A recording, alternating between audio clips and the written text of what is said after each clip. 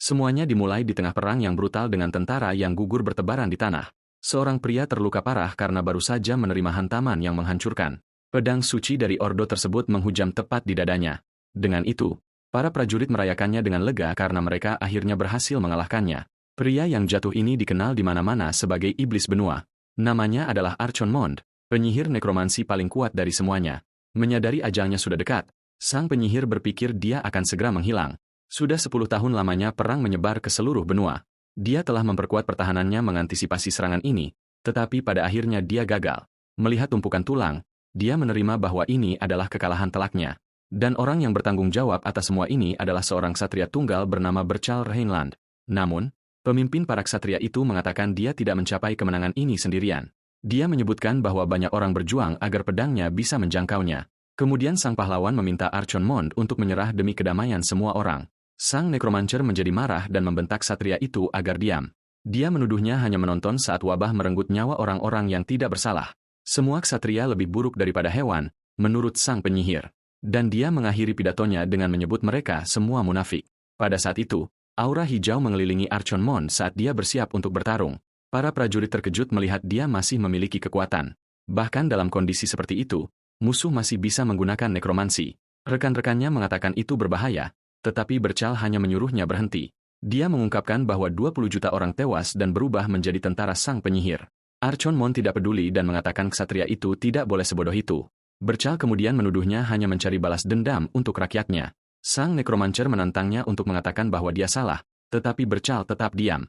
Kemudian sang ksatria mengatakan hanya ada satu alasan baginya untuk berada di sana. Dia menatap lawannya dengan tatapan serius dan bertekad. Dengan pedangnya yang bersinar, dia berkata semuanya demi masa depan anak-anak. Tubuh Archon Mond membeku sesaat setelah mendengar kata-kata itu.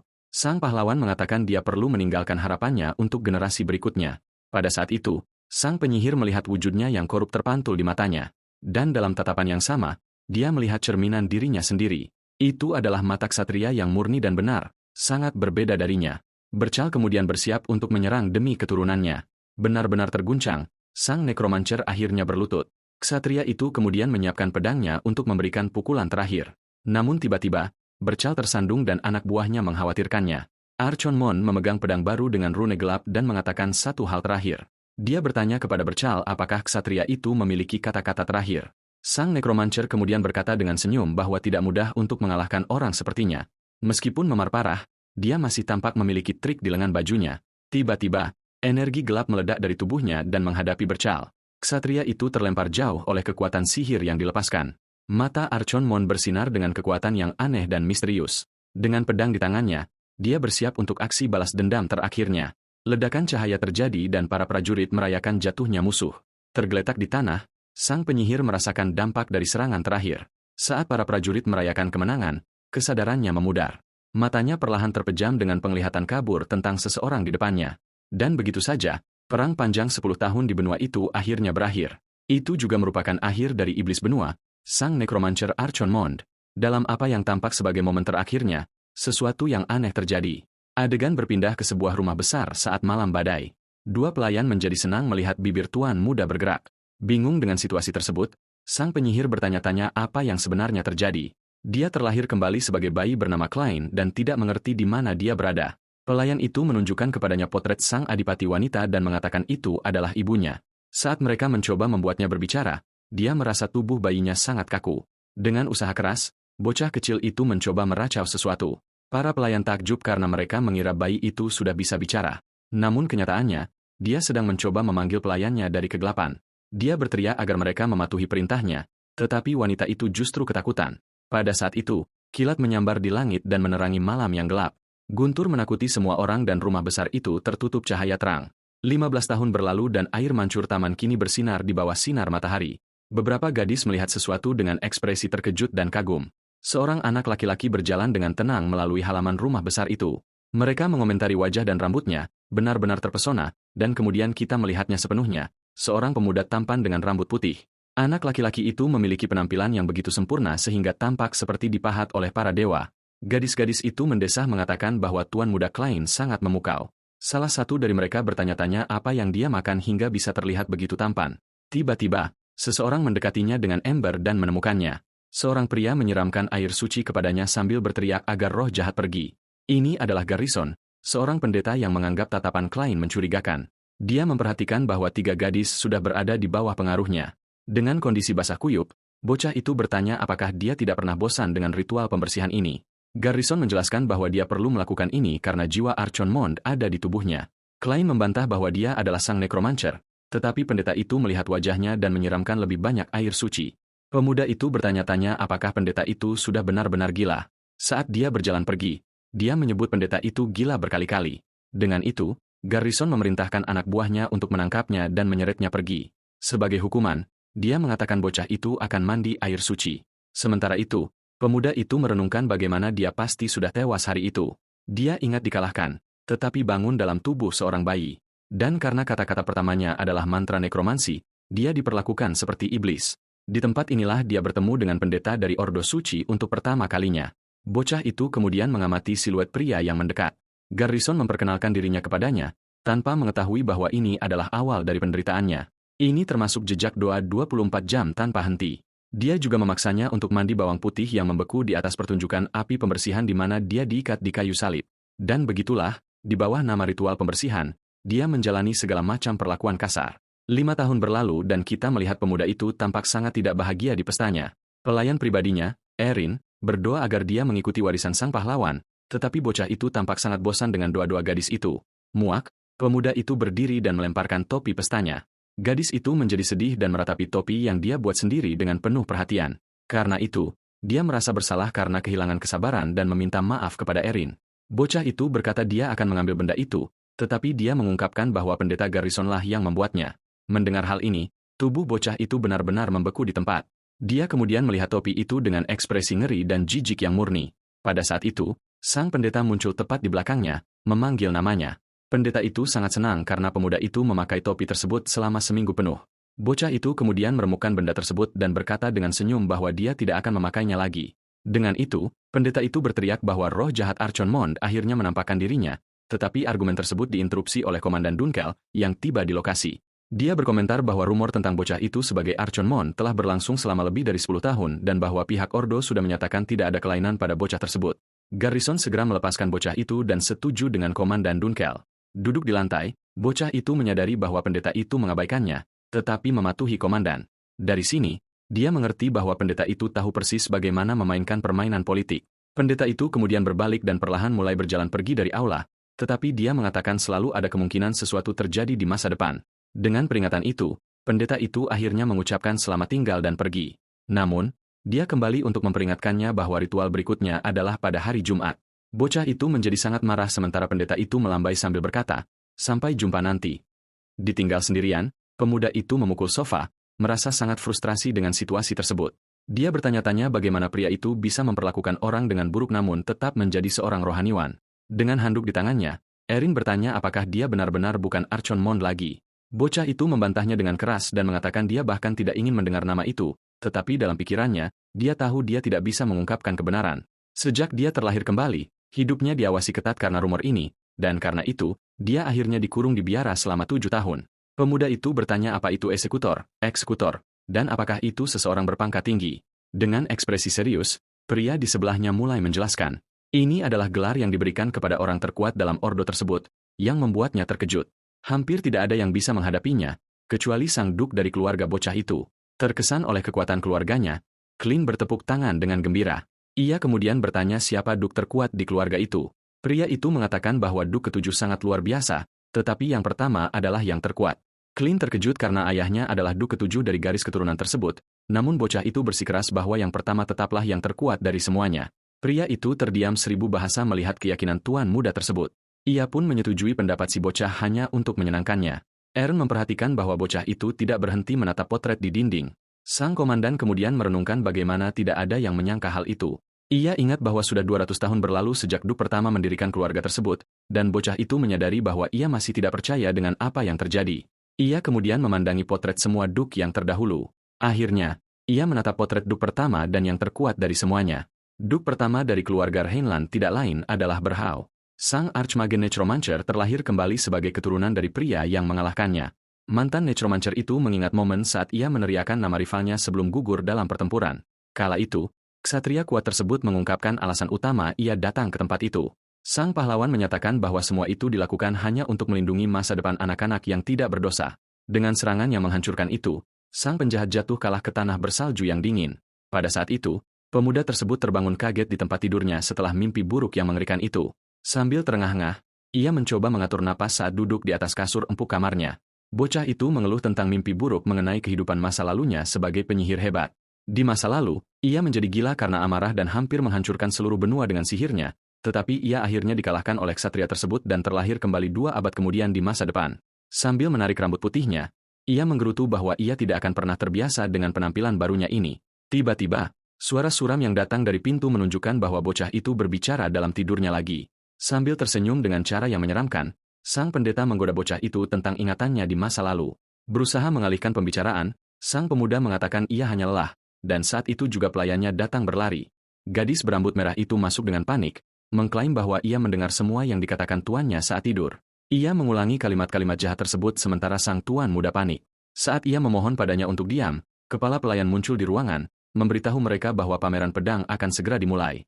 Dengan aura yang membara, sang pendeta menyatakan bahwa sesi pemurnian bocah itu harus digandakan. Sambil menutup mulut pelayan tersebut, sang pemuda gemetar karena marah atas hukuman yang tidak adil. Di luar rumah besar, ia menghina pria itu dalam hati, menganggapnya benar-benar orang gila. Berjalan menyusuri lorong yang megah, bocah itu bertanya kepada para pelayan tentang acara pedang ini. Pelayan menjelaskan bahwa Duk sendiri yang memerintahkan kehadiran bocah itu di upacara keluarga. Terkejut mendengar ayahnya memanggilnya, ia mengambil sapu tangan yang diserahkan oleh pekerja muda tersebut. Pria tua berkumis menyambar kain itu dari si gadis dan memarahinya karena mengganggu tuan muda, tetapi bocah itu membela gadis tersebut dan memberinya kue, yang membuatnya sangat senang saat memakannya.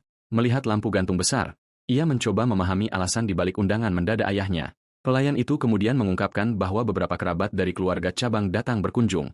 Dengan kening berkerut, bocah berambut platinum itu dengan cepat memahami situasi menyebalkan yang menantinya. Pada saat itu, kerabat sombong muncul di aula dan segera menyadari keberadaan si rambut putih. Kelompok itu mulai mengejek sang bocah, memanggilnya dengan nama penjahat kuno itu dengan sengaja. Orang-orang itu tertawa mengingat ia menghabiskan 7 tahun lamanya membuang waktu di biara. Sang protagonis memperhatikan orang-orang rakus dari cabang utara yang hanya datang untuk makan gratis. Selanjutnya, ia menatap tajam ke arah seorang gadis pirang sombong yang merupakan bagian dari kerabat barat. Gadis itu menunjukkan sikap superioritas yang tinggi sambil menghakimi semua orang di sekitarnya. Mengabaikan ejekan mereka, pewaris utama itu berjalan melewati mereka begitu saja, membuat yang lain kesal.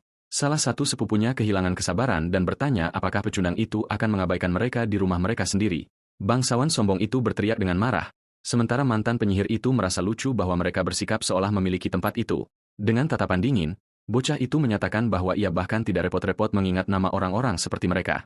Ia menyadari bahwa keluarga utama sedang berantakan karena para pendatang baru itu sangat tidak menghormatinya di sana. Tiba-tiba, perhatian beralih ke arena di mana 2 pendekar pedang muda sedang berlatih dengan intens. Seorang bocah berambut ungu menyiapkan serangan ganas terhadap lawannya selama duel bersenjata. Bocah berambut ungu itu tidak bisa menahan tekanan dan jatuh terlentang karena kalah.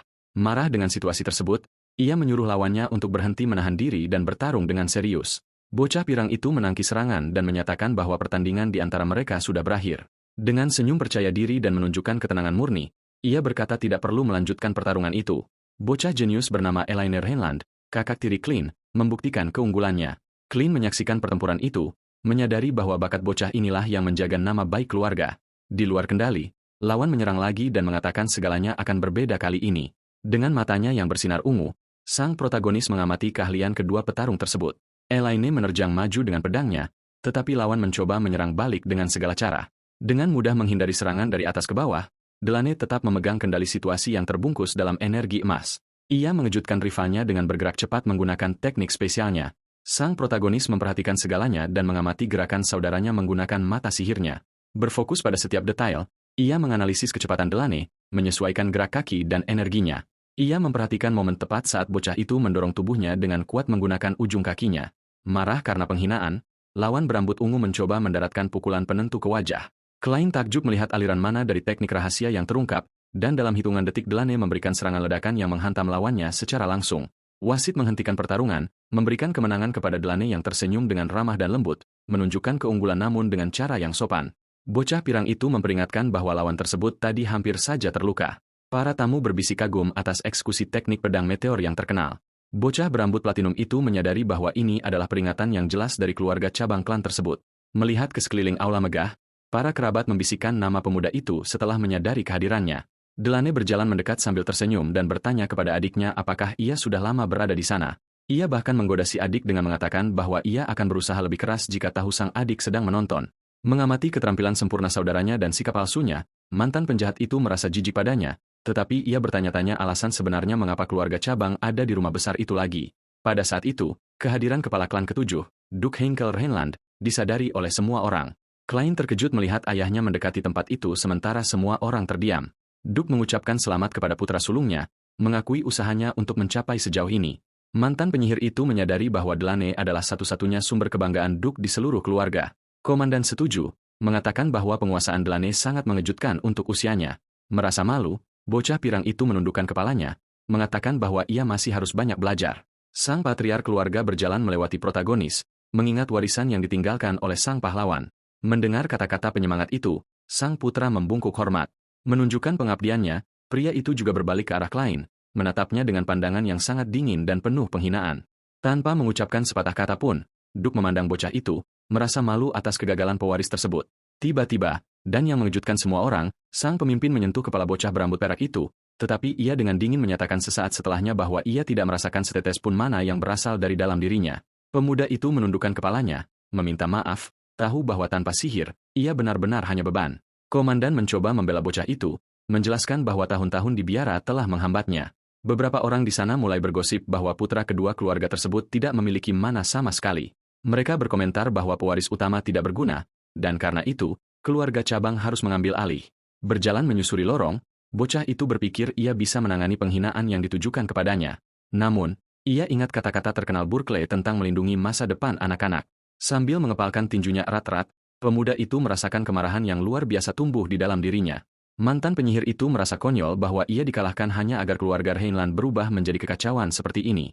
Saat para tamu pergi, salah satu kerabat jauh mengucapkan selamat tinggal sambil mengejek bocah itu. Seorang pria berambut ungu menggodanya, bertanya bagaimana bisa sang pewaris muda tidak tahu cara mengayunkan pedang. Si pengganggu itu terus menghina sang pemuda, mengklaim bahwa ia adalah aib bagi keluarga. Tetap tenang, pemuda berambut platina itu menyadari bahwa Dalton hanyalah orang sibuk yang tidak berguna. Marah, Dalton mengangkat tinjunya sementara protagonis kita menyebutnya bajingan dan sangat bodoh. Kesal karena merasa dipermalukan, musuhnya itu menghentakkan kaki ke tanah dengan penuh tenaga dan agresi. Dengan cepat, pewaris muda itu menyapu kakinya, menjatuhkan si pengganggu itu langsung ke lantai yang keras. Dengan hidung yang terluka, pria yang kalah itu mendengar bahwa dia tidak boleh melampiaskan frustrasinya pada orang lain. Pria yang tersinggung itu kehilangan kendali dan berteriak bahwa pemuda berambut platina itu hanyalah orang buangan yang tidak beribu. Hal ini membuat sang protagonis menoleh dengan tatapan kemarahan murni yang bersinar dan mengancam. Melihat ekspresi mengerikan itu, si pengecut terpaku ketakutan, seketika berkeringat dingin. Mantan penyihir itu merenung bahwa masalah sebenarnya adalah kompleks superioritas orang-orang yang menjijikan itu. Dengan sihir yang mengalir di nadinya, mantan penjahat itu bertanya-tanya bagaimana klan itu bisa jatuh begitu rendah. Ia teringat citra agung pahlawan yang mengalahkannya, menyesali kondisi keturunannya saat ini. Pada saat itu, sang komandan tiba di lorong, menyuruh pemuda yang terluka itu untuk berhenti membuat keributan. Berdiri dengan kokoh, sang satria memperingatkan bahwa ia tidak akan mentoleransi ketidaksopanan lagi di sana. Si pengecut menggertakkan gigi, berkeringat karena marah, namun tidak memiliki keberanian untuk membalas perintah yang diberikan. Sambil membalikan badan, si penyusup memberitahu sang pewaris untuk bersyukur karena memiliki pengawal yang begitu protektif. Pecundang itu melompat pergi dengan cara yang konyol, meninggalkan sang ksatria yang bingung dengan pemandangan itu. Sang komandan meletakkan tangannya yang kuat pada gagang pedangnya, memastikan area tersebut aman. Pemuda berambut platina itu hanya memperhatikan sikap bawahannya dengan tatapan yang agak jauh. Memecah keheningan, sang pemuda memanggil ksatria itu, bertanya apakah dia punya pedang cadangan. Kemudian, mereka berdua berjalan bersama melewati hutan gelap yang tertutup kabut tebal, lalu berhenti di langkah mereka. Prajurit hebat itu menyerahkan bilah pedang yang berat langsung ke tangan sang pemuda. Sang komandan bertanya mengapa tuan muda membutuhkan senjata selarut ini. Memegang peralatan itu, sang pemuda mengambil posisi bertarung, mencoba meniru kakaknya. Penjaga itu memutuskan untuk kembali ke rumah besar, berpikir bahwa pemuda itu masih ingin menjadi pendekar pedang. Namun, sang prajurit tahu semua upaya ini sia-sia karena sang pewaris sama sekali tidak memiliki mana. Ia merenung bahwa seseorang tanpa kekuatan sihir tidak akan pernah bisa menjadi ksatria kekaisaran. Mengayunkan pedang di udara, sang pemuda fokus berlatih meskipun ia tidak mampu menggunakan seni rahasia. Mantan penyihir itu memejamkan mata, mengingat dengan sangat jelas gerakan yang ia saksikan di arena. Fokus, ia mengulangi gerakan kaki luar biasa yang sama persis dengan yang dilakukan kakaknya. Dengan lompatan yang sempurna, ia menyinkronkan waktu lepas landas yang tepat, menyalin teknik brilian tersebut. Aura ungu menyelimuti bilah tajam saat sang pemuda menciptakan kembali lintasannya dengan sempurna. Tiba-tiba, percikan ungu mulai berderak hebat di sekitar matanya yang bersinar. Mendengar itu, sang prajurit berbalik dengan cepat, merasakan perubahan mendadak di udara. Ia benar-benar terkejut melihat aura kuat yang terpancar dari pemuda itu. Sang ksatria menolak untuk percaya bahwa ini benar-benar terjadi. Pada saat itu, sang pewaris melepaskan serangan masif energi ungu murni ke arah batu, tetapi tiba-tiba sebuah cahaya melintas di pupil mata sang pemuda dan memutus aliran kekuatannya. Dengan itu, semua aura gelap itu hancur dan lenyap ke dalam angin dingin. Bongkahan batu besar itu akhirnya terbelah menjadi dua, membuat sang penjaga benar-benar terpana. Kemudian, pemuda berambut platina itu berbalik dengan tenang, memegang pedang dengan kokoh. Ia tersenyum terkejut, menyadari bahwa ia benar-benar berhasil menggunakan teknik yang kuat itu. Pelayan muda itu menonton, benar-benar terkejut dan bingung dengan pemandangan tersebut. Sang komandan memperhatikan dengan butiran keringat yang mengalir di wajahnya, tidak percaya dengan apa yang ia lihat. Tiba-tiba, adegan berpindah ke sang pemuda dengan kepala yang dibenamkan ke dalam ember air. Komandan kemudian berkomentar bahwa sang pemuda sudah bisa menahan napas selama lebih dari 1 menit. Terengah-engah mencari udara, sang pewaris mendengar komandan bercanda tentang ritual yang berada di dalam akuarium ikan. Pemuda itu meneriaki penjaga, yang tertawa dan mengatakan bahwa ia merasakan energi jahat datang dari kamarnya. Pelayan itu mengeringkan rambut tuan muda sementara seorang pelayan lain mendekat untuk berbicara dengannya. Utusan itu kemudian memberikan surat tersegel yang menginformasikan bahwa Dalton telah mengirimkan undangan. Pemuda berambut perak itu bertanya siapa Dalton ini, dan pelayan itu menjelaskan bahwa dia ingin meminta maaf. Sang pewaris teringat pukulan yang ia terima dan ragu si bodoh itu benar-benar minta maaf. Dengan undangan di tangan, pemuda berambut perak itu sangat curiga dengan situasinya. Membaca undangan tersebut, ia menemukan bahwa itu adalah untuk kompetisi berburu dan menganggap semuanya sangat mencurigakan. Protagonis kemudian menyadari musuhnya hanya ingin alasan untuk menyeretnya keluar rumah. Utusan itu bertanya apakah dia akan menghadiri acara tersebut, dan pemuda itu mengatakan dia tidak melihat alasan untuk menolak undangan tersebut. Dengan tatapan bertekad, pemuda berambut putih itu berkata bahwa, di atas segalanya, dia punya trik rahasia. Ia mengungkapkan bahwa ia memiliki kartu as di lengan bajunya saat kamera fokus pada pedang yang bersandar di dinding. Mantan penyihir itu secara mental memutar ulang gerakan pedang yang ia lihat digunakan kakaknya beberapa hari lalu, dan dengan melakukan itu, ia akhirnya menyadari sesuatu yang sangat penting tentang dirinya sendiri. Ia menyadari bahwa ia dapat meniru keterampilan apapun dengan sempurna hanya dengan melihatnya sekali. Utusan itu hanya memperhatikan dalam diam menunggu jawaban pasti dari sang pewaris. Komandan kemudian berkata ia akan menyiapkan kereta untuk kompetisi berburu tersebut, tetapi sang ksatria berkata ia akan ikut pergi dan pemuda itu menunjuk ke arahnya bertanya apa yang dia rencanakan. Dengan tatapan serius, pemuda berambut putih itu mengingatkan sang penjaga tentang sesuatu yang telah dikatakannya sebelumnya. Ksatria itu kemudian menjawab bahwa untuk beberapa alasan dia merasakan sesuatu yang berbeda hari ini. Dia mengatakan dia merasakan energi jahat saat kereta mereka mendekati kastil. Jalanan cukup bergelombang menyebabkan roda kereta berguncang tanpa henti. Di dalam kereta, pelayan muda itu merasa mual dan tidak enak badan di pangkuan sang ksatria. Penjaga itu berkata bahwa ia sudah memperingatkannya untuk tidak ikut sambil menawarkan bantal kepada gadis itu. Protagonis menjelaskan bahwa medan di hutan sulit bagi pemula. Prajurit hebat itu menyarankan gadis itu untuk tidur agar merasa lebih baik. Penjaga itu tergerak oleh kebaikan tersebut, tetapi sang pemuda dengan cepat mengatakan bahwa bantal itu adalah untuk Eren. Tenggelam dalam pikiran, pemuda berambut perak itu hanya mengamati pemandangan di luar jendela. Melihat ke arah hutan, ia merenung bahwa tempat ini juga telah banyak berubah seiring waktu. Ia ingat bahwa 200 tahun yang lalu tempat ini tertutup salju dan sisa-sisa mereka yang gugur. Mantan penjahat itu mengamati lanskap yang telah berubah dengan tatapan yang sangat termenung. Ia ingat sang pahlawan dan yakin bahwa berkelah yang membuat tempat ini menjadi lebih baik. Pada saat itu, salah satu penjaga membuka pintu kereta memanggil tuan muda. Penjaga itu mengumumkan bahwa mereka akhirnya tiba di perkebunan keluarga Cornwall yang luas. Melangkah keluar dari kereta, pemuda berambut perak itu bertanya-tanya apakah ini tempat tinggal si Dalton itu. Ia memperhatikan bahwa rumah besar itu lebih mewah daripada rumah keluarga adipatinya sendiri. Ia berpikir bahwa untuk kompetisi anak-anak yang sederhana, mereka pasti punya banyak uang untuk dibelanjakan. Tiba-tiba, ia mendengar suara yang familiar meneriakkan namanya dan menarik perhatiannya. Dalton mendekat dengan anjing pemburunya dan bertanya apa yang sedang dilihat oleh pemuda berambut perak itu. Ia membanggakan bahwa rumah besar itu dibangun dengan uang yang diambil dari keluarga Harris dan menghinanya. Salah satu anjing besar itu menggeram marah sambil mengeluarkan air liur di seluruh tanah. Pemuda berambut perak itu memperhatikan bahwa anjing-anjing itu kurus dan bertanya kapan kompetisi akan benar-benar dimulai. Pemuda berambut ungu itu menyebutnya tidak sabar dan berkata ia sudah tahu dia akan seperti ini. Ia menjulurkan tangannya dan memberitahu rivalnya untuk memperhatikan baik-baik apa yang akan ia lakukan. Musuh itu kemudian melepaskan seluruh kawanan anjing pemburu yang lapar dan sangat ganas. Dalton mengungkapkan bahwa ia menyebarkan mangsa ke seluruh gunung untuk menarik perhatian binatang liar. Ia menjelaskan bahwa indera penciuman anjing yang lapar adalah 100.000 kali lebih kuat daripada manusia. Dengan busur di tangan, ia berkata anjing-anjing itu akan berlari mencari mangsa yang terpancing oleh aromanya. Salah satu anjing pemburu berlari dengan mulut terbuka siap menyerang dengan sangat buas, tetapi hewan-hewan malang itu terkena panah, jatuh ke tanah dan merintih kesakitan. Dengan tawa jahat, sang rival merayakan keberhasilan perburuannya yang kejam dan tidak berguna. Pelayan muda itu mendekati pria berambut ungu itu sambil memanggil tuan mudanya. Dalton mengenalinya sebagai pelayan yang selalu dibawa-bawa Klein dan menepuk kepalanya. Dengan tatapan menakutkan, sang musuh bertanya apa yang dilakukan bocah kecil sepertinya agar bisa berguna. Pria jahat itu kemudian mencengkeram lengan pelayan muda itu dengan kekuatan besar dan menariknya. Tiba-tiba, pemuda berambut perak itu mencengkeram pergelangan tangan rivalnya dan menyuruhnya melepaskan tangan dari gadis itu, dengan matanya yang bersinar karena marah. Sang protagonis memperingatkan bahwa ia akan mematahkan lengannya sendiri. Si rival terkejut dengan sikap pemuda itu dan kekuatan yang ia tunjukkan dalam genggamannya. Merasa kesal karena ditantang, Dalton mencoba mendaratkan pukulan ke wajah tuan muda tersebut, tetapi pemuda berambut perak itu dengan cepat menghindar dengan gerakan yang sangat tangkas dan presisi. Dengan senyum gila di wajahnya, Dalton menaiki kuda dan memanggil pemuda itu untuk mengikutinya. Sang pemuda menaiki kudanya dan menyuruh pengawalnya untuk tetap bersama pelayan, karena ia akan segera kembali. Namun, pengawal itu menolak dan menunjukkan sebuah gulungan sihir, mengatakan bahwa ia akan ikut apapun yang terjadi.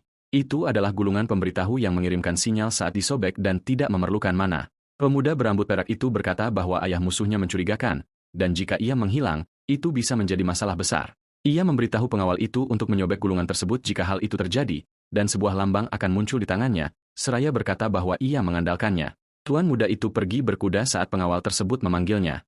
Sang komandan tetap diam, memperhatikan tuan muda itu pergi menuju tantangan yang berbahaya. Malam jatuh dengan cepat seiring berlalunya waktu, dan sang protagonis belum juga kembali. Berkendara melewati hutan, pemuda itu berpikir bahwa rivalnya tidak mungkin pergi terlalu jauh. Ketika dia sampai, dia menemukan Dalton sudah menunggunya, yang mengatakan bahwa dia akhirnya sampai. Tergeletak di tanah dikelilingi oleh hewan-hewan yang mati, musuh bertanya mengapa si rambut perak butuh waktu lama. Pemuda itu turun dari kudanya dan mendekat, bertanya apa yang sedang ia coba lakukan. Sang protagonis bingung dengan pemandangan aneh yang ditemukannya di tengah hutan gelap tersebut. Ia mengamati anjing-anjing tak bernyawa yang berserakan di tanah di sekitar lawannya yang gila itu. Pemuda berambut ungu itu berdiri dan berkata, "Ini adalah babak final dari kompetisi hari ini." Dengan pedang terhunus, musuh mengungkapkan bahwa mangsa terakhirnya adalah tuan muda itu sendiri. Ia mengancam akan menghabisi pemuda itu dan memberikan hasilnya kepada kakak perempuannya. Sang protagonis mengejek keluarga Heinland, menyebut mereka konyol dan tidak berdaya. Dengan senyum jahat, sang rival berkata, sang pewaris tidak akan mendapat kesempatan untuk memperjuangkan nyawanya. Tiba-tiba, beberapa pria berkerudung muncul, siap menyerang pemuda berambut perak itu. Para pemanah bersiap untuk menembak sambil mengutuk pemuda itu karena terlahir di keluarga yang salah. Pemuda berambut perak itu hanya mengamati seluruh situasi dengan tatapan dingin dan menjauh. Si penjahat mengatakan bahwa besok semua orang akan membicarakan jatuhnya keluarga pedang yang terkenal. Dia bahkan mengejeknya, mengatakan bahwa tuan muda itu akan menjadi makanan anjing di hutan. Mendengar itu, sang mantan penyihir teringat kata-kata pahlawan tentang melindungi masa depan anak-anak. Sebuah senyum mengejek kecil kemudian lepas dari bibir pemuda itu, membuat rivalnya bingung. Tiba-tiba, sang protagonis mulai tertawa histeris, tidak mampu mengendalikan dirinya. Musuhnya terkejut dan bertanya apakah pemuda berambut putih itu akhirnya kehilangan akal sehatnya. Dengan tangan di wajahnya, sang pewaris terus menertawakan situasi menyedihkan yang ia alami. Matanya bersinar merah saat ia memanggil lawannya, bocah lancang. Melihat transformasi tersebut, pemuda berambut ungu itu lumpuh karena ketakutan, hingga mengeluarkan keringat dingin. Sang pemuda berkata bahwa keluarga ini dibangun di atas kematiannya dan mereka berani menajiskannya. Aura biru gelap mulai meledak di sekitar sang protagonis dengan kekuatan besar. Dalton terkejut, mengira itu adalah sihir, tetapi pemuda berambut perak itu mengatakan itu sama sekali bukan sihir. Sang pewaris kemudian mengungkapkan bahwa kekuatan ini adalah energi iblis murni yang berasal dari dalam dirinya. Anak buah si penjahat panik, tidak mengerti apa yang terjadi pada pemuda itu. Salah satu dari mereka terkejut mendengar kata, energi iblis, dan bertanya-tanya apa itu. Pemuda itu tersenyum dan berkata bahwa ia memimpin roh-roh jahat kuno yang terkubur oleh waktu. Melayang di udara, ia memanggil mereka ke arah cahaya dan memerintahkan mereka untuk bertindak atas namanya. Energi itu melintir dan sang mantan penyihir memerintahkan makhluk-makhluk itu untuk melahap segalanya dan semua orang di sana. Seekor kerangka raksasa muncul dari bayang-bayang dan ia memerintahkan makhluk itu untuk melahap lebih banyak lagi. Si rival berteriak bahwa itu tidak mungkin dan menolak untuk percaya pada apa yang dilihatnya. Dia kemudian mengenali pasukan kerangka itu sebagai Archcommand, Raja Iblis Kuno. Dengan senyum jahat, sang protagonis menunjuk dan memerintahkan makhluk-makhluknya untuk melahap mereka. Dalam kilas balik, ia teringat pernah berpikir bahwa ia telah melupakan segalanya tentang masa lalunya, tetapi ia menghabiskan 200 tahun yang panjang sendirian di tengah tumpukan tulang dan tengkorak. Itu adalah periode hari-hari tanpa akhir yang hanya dikelilingi oleh kegelapan dan mereka yang gugur. Namun, ia masih bisa merasakan gema dari mereka yang telah pergi memanggilnya di malam hari. Ia bisa mendengar suara-suara mereka yang gugur menjerit kepadanya dari kedalaman jurang. Perasaan dan resonansi itu adalah kenangan yang tidak pernah benar-benar ia lupakan. Itu adalah perasaan nostalgia yang membuatnya ingat siapa dia sebenarnya. Kembali ke masa sekarang, musuhnya berteriak bahwa itu tidak mungkin dan ini tidak mungkin nyata. Dia mengenali Legiun Kerangka dan menyebut nama terlarang Archcommand. Pemuda berambut perak itu tersenyum dan membenarkan bahwa itu adalah nama yang biasa mereka gunakan untuk memanggilnya. Malam semakin gelap dan langit dipenuhi awan mendung yang menyeramkan. Para anak buah bertanya-tanya apakah cerita tentang Raja Iblis Kuno itu hanya rumor. Pemuda itu berdiri diam saat kerangka raksasanya bersiap untuk bertempur. Salah satu kerangka raksasa tumbuh besar, mata merahnya bersinar intens dalam kegelapan. Pemuda berambut ungu dan anak buahnya menyaksikan pemandangan mengerikan itu dalam diam. Tiba-tiba, para tentara bayaran mulai tertawa dan mengejek kerangka penyihir kuno itu. Mereka menyebut makhluk-makhluk itu sampah, dan sang protagonis mendengarkan dengan ekspresi gelap. Si penjahat membual bahwa dia telah menghancurkan ratusan kerangka seperti ini dalam berbagai misi. Salah satu tentara bayaran mengatakan itu tidak masalah dan menyarankan untuk membawa pulang tulang sebagai kenang-kenangan. Pemimpin kelompok itu memerintahkan orang-orangnya untuk menangani mereka yang menghalangi jalan. Pemanah musuh kemudian bersiap untuk menyerang tentara kerangka tersebut. Di sisi lain, seorang pria membawa busur silang raksasa dan bersiap untuk pertempuran sengit. Pemanah itu membidikkan busur silang yang besar dan kuat itu langsung ke arah protagonis muda. Dengan perintah untuk menyerang, para pemanah melepaskan hujan panah ke arah pemuda berambut perak itu. Sejumlah besar panah terbang melintasi langit menuju pemuda itu dan pasukannya. Panah-panah itu dengan cepat mendekati target, siap menembusnya dengan kekuatan besar. Mata pemuda itu memantulkan hujan panah yang datang ke arahnya dengan kecepatan tinggi. Tetapi sebelum mengenainya, panah-panah itu berhenti di udara seolah-olah menabrak sesuatu yang tidak terlihat. Si rival mengejek, mengira pemuda itu terkena panah dan berubah menjadi bantalan jarum. Namun setelah dilihat lebih dekat, dia terkejut melihat tidak terjadi apa-apa pada pemuda itu. Panah-panah tersebut dihentikan oleh perisai yang muncul secara ajaib di depan para kerangka. Pasukan kerangka sekarang dilengkapi dengan perisai untuk melindungi diri dari serangan. Sang protagonis berkata bahwa 200 tahun adalah waktu yang lama dan tidak ada lagi yang mengenali kerangkanya. Para anak buah panik ketika mereka melihat perisai yang muncul entah dari mana di tangan monster-monster tersebut. Pahlawan itu menjelaskan bahwa hal itu akan terjadi jika mereka adalah kerangka biasa, tetapi miliknya berbeda. Dengan senyum percaya diri, ia mengatakan bahwa kerangkanya benar-benar berbeda dari yang lain. Si penjahat menjadi semakin takut dengan pengungkapan tersebut dan kepercayaan diri sang tuan muda. Pemuda berambut perak itu memerintahkan unit pertamanya untuk memecah formasi pertahanan dan menyerang musuh. Ia berkata akan menghancurkan mereka yang mengejek masa depan utara dengan tangannya sendiri. Kemudian, dengan perintah untuk menyerang, ia mengirim pasukannya untuk maju dengan kekuatan penuh. Kerangka raksasa maju dengan kecepatan tinggi, mengejutkan para tentara bayaran dengan ketangkasan mereka. Musuh terkejut dan bertanya-tanya sejak kapan kerangka bisa berlari secepat itu. Dengan teriakan perang, pasukan kerangka menyerbu ke dalam pertempuran dengan ganas. Pemimpin tentara bayaran berteriak agar orang-orangnya tidak panik dan menjaga formasi, tetapi salah satu anak buahnya dipukul secara brutal oleh kerangka dan terluka parah. Kerangka-kerangka itu melibas para tentara bayaran, yang berteriak kesakitan dan putus asa di medan perang. Pemuda berambut ungu itu ngeri melihat gelombang kehancuran yang terjadi. Penyihir muda itu kemudian memerintahkan unit kedua pemanah busur silangnya untuk mengepung musuh yang tersisa. Di pepohonan, pemanah kerangkanya membidik target dengan busur silang mereka yang mematikan dan kuat. Pemanah mayat hidup itu siap menembak kapan saja dan dengan presisi yang luar biasa. Tentara bayaran yang selamat panik ketika mereka menyadari kerangka tersebut memiliki senjata jarak jauh. Dengan perintah singkat dan langsung, sang mantan penyihir memerintahkan pemanahnya untuk menembak tanpa ampun. Panah-panah mematikan dilepaskan dengan kecepatan luar biasa ke arah musuh. Para tentara bayaran terkena telak oleh panah dan jatuh ke tanah, terluka parah. Mereka menjerit kesakitan saat tertusuk oleh panah-panah dari pemanah kerangka. Salah satu kerangka menyerang pemimpin tentara bayaran, yang membela diri dengan pedangnya. Dalam keputusasaan, musuh berkata ini tidak masuk akal dan bahwa ini bukan kerangka biasa. Sang rival menyadari bahwa jika ini terus berlanjut, mereka semua akan segera musnah sepenuhnya. Dia dengan putus asa berteriak agar orang-orangnya mendengarkannya, tetapi tidak ada yang memperhatikannya. Seekor kerangka mendekati si penjahat dari belakang, siap untuk menghabisinya sekali dan untuk selamanya. Merasa kesal, pemuda berambut ungu itu berbalik dan menyerang kerangka itu dengan pedang tajamnya. Ia berhasil menebas kepala kerangka itu dengan serangan yang presisi dan dieksekusi dengan baik. Si penjahat merayakannya, mengira ia telah mengalahkan makhluk itu dengan mengincar kepalanya. Namun yang mengejutkannya, tubuh kerangka itu terus bergerak dan menyerangnya balik. Si rival terkejut karena dia tahu kerangka biasa tidak akan bangun tanpa kepalanya. Dengan senyuman, sang protagonis mengingatkannya bahwa ia sudah memperingatkannya tentang kerangkanya. Ia berkata sekali lagi bahwa makhluknya berbeda saat monster itu bangkit kembali. Kerangka itu kemudian memungut kepalanya sendiri dari tanah dan memasangnya kembali ke tempatnya. Sang protagonis menjelaskan bahwa inilah alasan utama mengapa ia menyapu bersih seluruh benua. Si penjahat ketakutan melihat monster itu memasang kembali kepalanya dengan tangannya sendiri.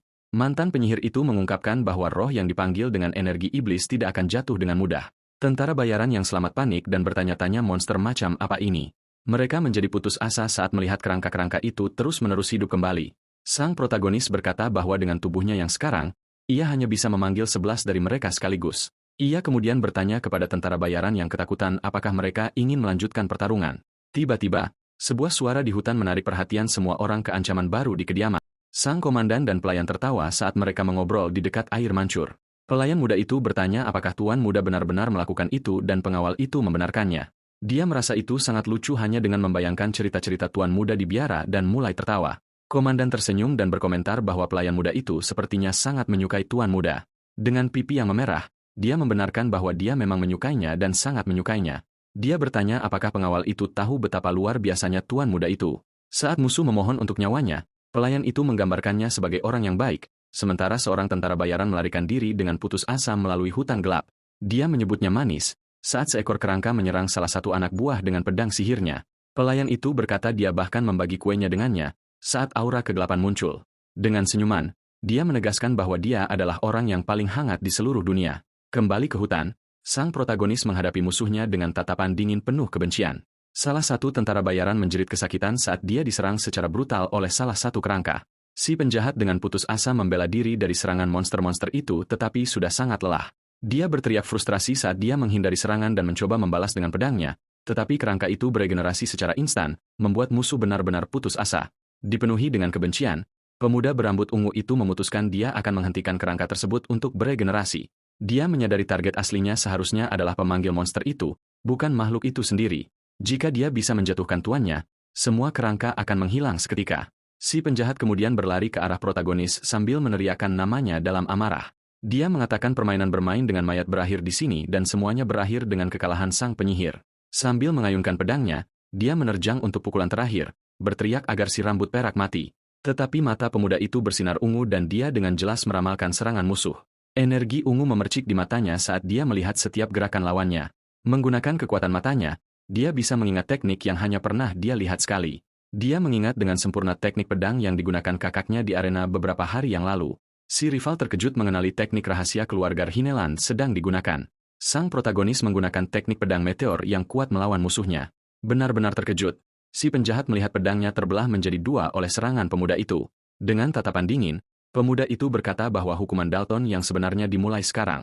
Malam menjadi tenang dan debu pertempuran perlahan mulai mengendap di medan perang. Dengan musuh yang terjatuh di tanah, sang protagonis berkata bahwa musuhnya benar tentang satu hal. Jika pemanggil dikalahkan, ciptaannya akan kehilangan kekuatan mereka, dan Archamun tidak pernah mengatasi kelemahan ini. Penyihir kuno itu merenungkan kekuatan Necromancer yang menggunakan energi iblis, tetapi kekuatan keluarga Hinelandlah yang memungkinkannya untuk melindungi kemampuan unik ini. Darah musuhnya telah memperkuatnya, membuatnya jauh lebih kuat dari sebelumnya. Tergeletak di tanah, sang penjahat merasa kebingungan dan protagonis berkata bahwa ia tidak bisa lagi mengabaikan hal ini. Sang rival bertanya apa maksudnya, namun ia tidak mampu bergerak untuk bereaksi. Pemuda berambut perak itu menatapnya dengan pandangan superior yang penuh penghinaan terhadap musuhnya yang telah kalah. Dengan napas terakhir, sang penjahat ambruk dan pemuda itu menyuruh Berkel untuk menunggu saja. Ia bersumpah akan membangun kembali rumah yang hancur ini dengan tangan dan kemauannya sendiri. Tiba-tiba, musuh tersebut terbangun di tempat yang gelap dan bertanya-tanya di mana dia berada sekarang. Ia tidak bisa melihat apapun dalam kegelapan dan merasakan sesuatu yang aneh pada tangannya yang terikat. Ia menyadari pergelangan tangannya dibelenggu oleh rantai logam yang tebal dan berat. Dengan ketakutan, ia mendapati dirinya duduk di kursi penyiksaan yang penuh duri dan rantai. Sesosok bayangan mendekat dan berkata bahwa sang penjahat akhirnya terbangun dari tidurnya. Ternyata itu adalah sang protagonis yang mengungkapkan bahwa inilah tempat perginya jiwa-jiwa setelah mereka mati. Sang rival terkejut saat mengetahui bahwa ia berada di alam baka yang diciptakan oleh Archamonde. Pemuda itu mengingatkan bahwa Dalton menghabiskan hidupnya dengan menyiksa anjing demi kesenangan saat berburu. Ia melakukan kekejaman dengan dalih berburu dan menikmati penderitaan orang lain. Mantan penyihir itu berkata bahwa ia ingat raut kegembiraan di wajah sang penjahat saat melakukan semua itu. Dalton putus asa dan berteriak minta segera dibebaskan, namun ia diabaikan oleh sang pemuda. Tiba-tiba, sang rival mengingat sesuatu yang penting dan terdiam sejenak. Ia ingat telah ditebas oleh pedang protagonis dan seharusnya ia sudah tak bernyawa. Ia heran mengapa dirinya merasa baik-baik saja setelah kalah dalam pertempuran. Pemuda itu menjelaskan bahwa Dalton sebenarnya sudah mati dan ia hanya sedang mengembalikan karma dari hidupnya. Dengan aura biru di tangannya, sang mantan penyihir berkata tidak peduli apakah rivalnya itu percaya atau tidak. Yang penting adalah waktunya telah tiba baginya untuk membayar semua dosa masa lalunya. Dalton ketakutan melihat sekawanan anjing hantu muncul di belakang protagonis. Pemuda itu menyuruh musuhnya untuk mendengarkan tangisan dari nyawa-nyawa yang ia ambil murni demi hiburan. Anjing-anjing hantu itu menerjang dan menyerang sang penjahat yang menjerit kesakitan dan putus asa, tidak mampu melawan balik. Pemuda berambut perak itu menyuruhnya untuk mengingat momen ini sebagai siksaan yang ia ciptakan sendiri. Dalton menjerit histeris saat diserang oleh anjing-anjing yang sama dengan yang ia kirim saat perburuannya. Rasa sakitnya tak tertahankan dan sang rival memohon pertolongan, namun tidak ada yang bisa menyelamatkannya di sana.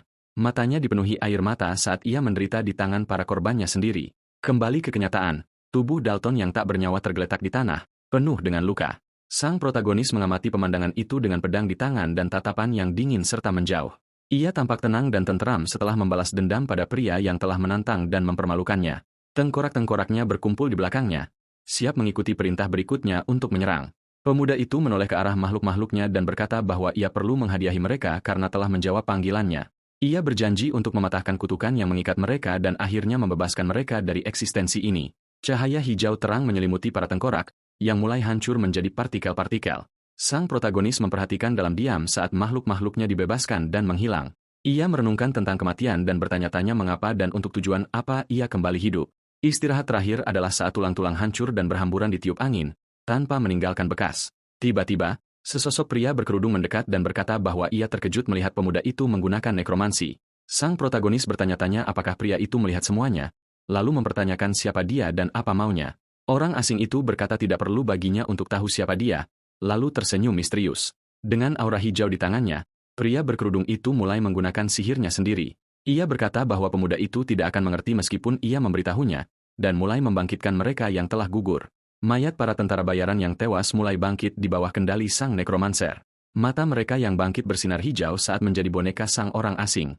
Pria berkerudung itu meraih mayat-mayat tersebut dan mengangkatnya dengan sihir kegelapan yang kuat. Pemuda berambut perak itu menyadari bahwa pria tersebut menggunakan seni kebangkitan untuk mengendalikan mereka yang telah tiada. Orang asing itu mengungkapkan bahwa Dalton mungkin telah gagal, tetapi tubuh mereka akan tetap berguna baginya. Dengan tawa jahat, sang nekromanser menghilang, membawa mayat para tentara bayaran bersamanya. Di kediaman, pelayan memanggil penjaga untuk mendengarkan cerita lucu tuan muda. Penjaga itu berkata dia akan mendengarkannya nanti dan terus menatap gulungan itu dengan cemas. Ia bertanya-tanya mengapa tuan muda menggunakan barang darurat seperti itu. 3 jam telah berlalu dan ia memiliki firasat buruk tentang apa yang mungkin telah terjadi. Ia memutuskan untuk pergi mencari tuan muda tetapi dihentikan oleh 2 penjaga kastel. Para penjaga itu berkata akan menjadi masalah jika dia meninggalkan posnya sekarang dan menghalangi jalannya. Penjaga tuan muda itu mengamati dalam diam orang-orang yang mencegahnya lewat. Ia mengenali lambang keluarga Cornwall di seragam mereka dan curiga bahwa mereka adalah penjaga Dalton. Ia menyadari bahwa mereka telah merencanakan sesuatu sejak awal dan bersiap untuk yang terburuk. Sang komandan memperkenalkan dirinya dan memperingatkan bahwa ia tidak akan tinggal diam jika mereka menghentikannya lagi. Penjaga Dalton tetap diam. Sedikit terintimidasi oleh sikap sang komandan, sang penjaga menoleh ke arah pelayan dan berkata bahwa tuan muda pergi lebih lama dari yang diperkirakan. Ia meminta gadis itu kembali ke Menshan bersama pendeta yang ikut dalam perjalanan tersebut. Salah satu penjaga memberitahunya bahwa pendeta tersebut telah pergi dengan ekspresi yang sangat serius. Sang komandan mengingat peringatan pemuda itu dan menyadari bahwa intuisi sang pendeta benar. Ia naik ke atas kudanya dan bersiap untuk mengejar tuan muda secepat mungkin. Dengan gulungan di mulutnya, ia menyobeknya, yakin bahwa semua ini bukanlah kebetulan. Ia memacu kuda dengan kecepatan tinggi, yakin bahwa sesuatu yang sangat buruk telah terjadi pada tuannya. Di hutan, sang protagonis menghadapi pasukan mayat hidup milik nekromanser misterius itu. Ia berpikir bahwa energi iblisnya telah terkuras dalam pertempuran sebelumnya dan ia tidak bisa menggunakan nekromansi. Dengan butiran keringat, ia merenung bahwa ia tidak akan bertahan lama di tubuh yang lemah ini. Sang nekromanser memerintahkan mayat hidupnya untuk maju dan menyerang pemuda itu tanpa ampun. Pasukan zombie berlari ke arah protagonis dengan misi untuk melenyapkannya. Pemuda berambut perak itu mencemooh sang nekromancer, berpikir bahwa ia bisa mengalahkannya hanya dengan menggunakan seni yang sama. Tiba-tiba, lambang dari gulungan ajaib itu bersinar terang di tangan protagonis. Zombie-zombie musuh mulai menjerit dan menggeliat kesakitan karena cahaya terang tersebut. Dengan senyum, pemuda itu berkata bahwa sang nekromancer sudah benar-benar tamat sekarang. Pria berkerudung itu terkejut dan tidak mengerti apa yang terjadi pada zombie-zombinya. Cahaya emas yang kuat meletus dari tanah menyelimuti seluruh medan perang. Tiba-tiba, pendeta yang mendampingi tuan muda itu muncul dan menyerang para mayat hidup dengan cahayanya. Dengan mata bersinar emas, sang pendeta memanggil cahaya untuk menyucikan mereka yang jatuh. Zombie-zombie itu hancur total oleh cahaya suci dan berubah menjadi debu. Sang pendeta berkata bahwa tuan muda bisa beristirahat dengan tenang sekarang karena dia yang akan mengurus segalanya. Sang nekromancer terkejut oleh kemunculan pria itu yang tiba-tiba dan bertanya siapa dia. Pendeta itu menghadapinya dengan tatapan serius dan penuh tekad, siap untuk bertempur. Ia memperkenalkan dirinya sebagai Exarch dari Ordo Suci dan berkata bahwa ia datang untuk menyelesaikan situasi tersebut. Exarch adalah 3 senjata manusia yang telah bersumpah untuk menjalankan kehendak mutlak Paus. Mereka adalah kekuatan tempur pamungkas Ordo dan satu-satunya yang mampu menggunakan senjata suci. Senjata suci tersebut ditinggalkan oleh Saint Gaul untuk melindungi dunia dari kejahatan. Dikatakan bahwa masing-masing dari mereka memiliki kekuatan setara dengan seluruh benteng dan mereka sangat ditakuti. Sang nekromancer merasakan tekanan dari kekuatan Exarch dan sedikit terintimidasi oleh kekuatannya. Cahaya suci Exarch begitu kuat sehingga bisa memurnikan kegelapan sang nekromancer. Pria berkerudung itu bertanya-tanya siapa pria kuat yang muncul entah dari mana ini. Protagonis mengungkapkan bahwa di antara mereka adalah orang yang menyandang gelar terkuat dalam kecakapan bela diri. Sang Exarch berkata agar pemuda itu merasa tenang, karena ia ada di sana untuk melindunginya dari segala kejahatan. Zombie yang tersisa menggeram dan maju menyerang sang pendeta dengan ganas, tetapi mereka dengan mudah dikalahkan oleh cahaya suci pemurnian Exarch. Para mayat hidup menjerit kesakitan saat tubuh mereka dibakar oleh cahaya ilahi. Pendeta itu menggunakan kitab suci untuk menyalurkan kekuatannya dan menghancurkan musuh. Ia menyuruh para pendosa untuk mendengarkannya saat ia menyerang mereka dengan sihir sucinya. Ia menyuruh mereka mencari pengampunan dan berdoa bagi jiwa mereka sebelum terlambat, dan ia akan memberi mereka pembaptisan api untuk menyucikan semua dosa mereka. Zombie-zombie itu menjerit kesakitan.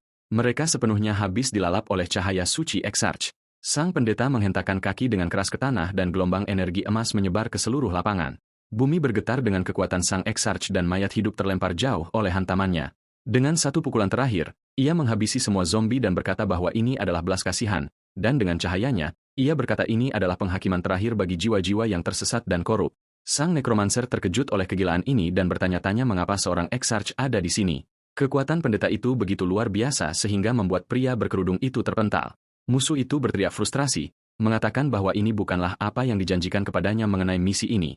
Ia mengeluh bahwa kekuatan semacam ini adalah kebohongan besar dan mencoba melarikan diri dari tempat kejadian. Saat ia mencoba kabur, topengnya terlepas dan mengungkap identitas rahasianya yang sebenarnya, namun sang pendeta muncul di depannya dan bertanya kemana dia akan pergi sekarang. Putus asa, sang necromancer menjerit kesakitan dan menderita saat pikirannya diserang oleh sang pendeta. Ia tidak bisa bernapas, namun sang Exarch mengatakan bahwa doanya belum selesai, dan dia seharusnya bersyukur. Ia menyuruh pria itu untuk berterima kasih atas penghakiman yang dijatuhkan kepadanya oleh cahaya ilahi. Atas nama cahaya, sang pendeta mengeksekusi sang necromancer dengan satu pukulan pemurnian terakhir. Tubuh pria itu hancur menjadi debu, dan sang protagonis menyaksikan adegan itu dengan saksama. Salah satu mata sang necromancer jatuh ke tanah dan menggelinding ke dekat kaki tuan muda itu. Bocah berambut perak itu membungkuk untuk mengambil mata tersebut dan menatapnya dengan pandangan serius dan penuh pemikiran. Ia merenungkan bahwa sang Exarch tadi hanya melangkah satu kali dan langsung menerjang ke pertempuran tanpa ragu. Hanya dengan kehadirannya dan tekanan angin, lebih dari 20 mayat hancur. Pemuda itu terkesan oleh kekuatan luar biasa sang pendeta dan kekuatannya yang hebat. Tiba-tiba, sebuah tangan berdarah mencengkeram bahu sang protagonis dengan kuat. Itu adalah sang Exarch, yang mengatakan bahwa ia bergegas datang setelah merasakan aura nekromanci. Ia tersenyum dan berkomentar betapa anehnya peristiwa yang terjadi di sini. Sang pendeta memegang pemuda itu dan mengatakan bahwa aura yang ia rasakan sepertinya bukan miliknya. Sang Exarch menatap protagonis dengan tatapan curiga dan ragu. Pemuda itu menegang, berpikir bahwa pendeta ini benar-benar orang yang sulit karena mencurigainya seperti ini. Ia menyadari bahwa jika ia membuat satu langkah salah, sang Exarch akan melenyapkannya saat itu juga tanpa ragu.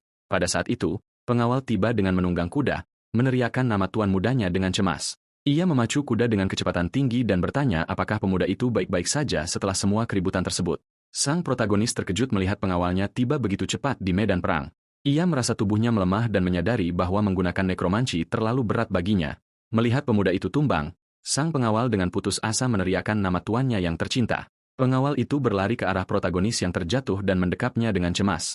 Ia bertanya apa yang terjadi dan pemuda itu berkata kakinya lemas lalu meminta bantuan. Pengawal itu bertanya di mana Dalton berada, dan protagonis menjawab bahwa ia telah melenyapkannya dalam pertempuran. Sebuah bunga putih yang ternoda warna merah bergoyang tertiup angin di malam yang gelap dan sunyi. Kembali ke kediaman, pemuda itu menjelaskan bahwa ia melakukannya karena saingannya mencoba menyingkirkannya. Ayah Dalton menggebrak meja dan berteriak menanyakan apa yang dibicarakan oleh tuan muda itu. Count Delkin Cornwell menolak percaya bahwa putranya mencoba menyingkirkan sang ahli waris. Ia membela putranya dengan mengatakan bahwa dia adalah pria terhormat dan ksatria yang setia. Seorang pria menengahi dan mengatakan bahwa prioritas utama seharusnya adalah menemukan pelaku yang sebenarnya. Ia menunjukkan sebuah dokumen dan memberitahu mereka bahwa bahkan setelah interogasi yang lama, Klein tidak mengubah ceritanya. Selain itu, ada catatan tentang 20 tentara bayaran yang dikirim oleh Count di sekitar waktu kejadian. Count itu terdiam, berpikir bahwa anak buahnya yang bodoh seharusnya lebih berhati-hati. Tetap saja, ia berkata itu tidak masuk akal karena Dalton adalah seorang ksatria dan Klein bahkan tidak tahu cara bertarung. Bangsawan lain setuju, mengingat bahwa sang duk sendiri mengatakan pemuda itu tidak memiliki mana. Count itu berpikir kegagalan putranya tidak bisa dihindari, tetapi reputasinya sendiri yang dipertaruhkan. Ia memutuskan untuk mengubah narasi dan mempertanyakan orang macam apa tuan muda itu sebenarnya. Ia mengingatkan bahwa Klein adalah putra dari mendiang Duchess yang dikelilingi oleh rumor aneh. Pria itu menuduhnya menjebak putranya, dan penyelidik menyuruhnya untuk menjaga bicaranya. Count tersebut kemudian menuduh pemuda itu membayar seseorang untuk menghabisi Dalton dan menjebaknya. Tiba-tiba, suara yang kuat menyuruh Count untuk diam dan semua orang menoleh ke arah pintu masuk. Itu adalah tuan muda yang baru tiba. Ia berkata sepertinya tidak ada batasan untuk omong kosong yang mereka bicarakan. Ia menjelaskan bahwa ia bertindak demi membela diri dan pendeta itu membantunya melawan sang necromancer.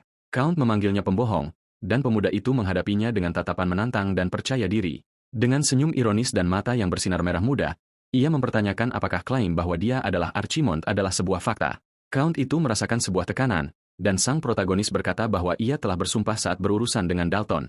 Ia bersumpah untuk membangun kembali keluarganya dengan tangannya sendiri dan tidak akan membiarkan hama lain menghalangi jalannya. Tiba-tiba, seseorang mengetuk pintu, menghentikan diskusi tegang antara kedua pria tersebut. Seorang wanita berambut pirang memasuki ruangan dan meminta maaf atas keterlambatannya dengan aura yang berwibawa. Itu adalah Lia, komandan ksatria suci Blue Lunch yang datang untuk pertemuan tersebut. Protagonis terkejut melihatnya di sana karena dia juga ada di demonstrasi anggar sebelumnya. Seseorang mempertanyakan kehadirannya, tetapi penyelidik mengatakan bahwa dia sendiri yang memberikan izin. Ia menjelaskan bahwa Dalton memiliki riwayat misi untuk ordo ksatria tersebut. Oleh karena itu, dia juga berhak berpartisipasi dalam pertemuan penting untuk penyelidikan ini. Lia menatap protagonis muda itu dengan tatapan serius dan tajam tanpa mengucapkan sepatah kata pun. Dia menyadari mereka telah melakukan kontak mata dan memutuskan bahwa dia perlu berbicara dengannya sendirian. Sang komandan meminta untuk berbicara dengan tuan muda berdua saja, dan pemuda itu bingung dengan permintaan tersebut. Penyelidik mengizinkan percakapan itu jika hanya sebentar, dan pemuda itu bertanya-tanya mengapa. Ia meminta Klein untuk tidak terlalu lama, dan bocah itu setuju untuk pergi bersama sang komandan. Protagonis merasa frustrasi dengan situasi ini dan bertanya-tanya mengapa para ksatria seperti ini, tetapi ia segera menyadari bahwa ini bisa menjadi kesempatan yang unik dan sangat penting. Ia memahami bahwa alasannya memanggilnya adalah salah satu dari 3 hal, konfirmasi, kecurigaan, atau ujian. Pemuda itu berjalan bersama sang komandan dan berpikir bahwa apapun alasannya, ia akan menggunakan keluarga Falwyvern dan apapun demi keuntungannya untuk rencananya. Sang komandan berjalan dengan langkah tegas dan percaya diri menuju ruang pribadi. Dia berhenti dan menatapnya dalam diam sebelum akhirnya memulai percakapan. Sang komandan mulai berbicara kepada tuan muda dengan suara yang tenang dan memikat. Dia menekannya ke dinding dan bertanya apakah dia boleh menyentuhnya sejenak. Sang protagonis benar-benar terkejut dan tidak bisa berkata-kata atas pertanyaannya yang tidak terduga. Lia adalah putri tertua dari keluarga Falwyvern, salah satu dari 3 rumah ducal agung di benua tersebut.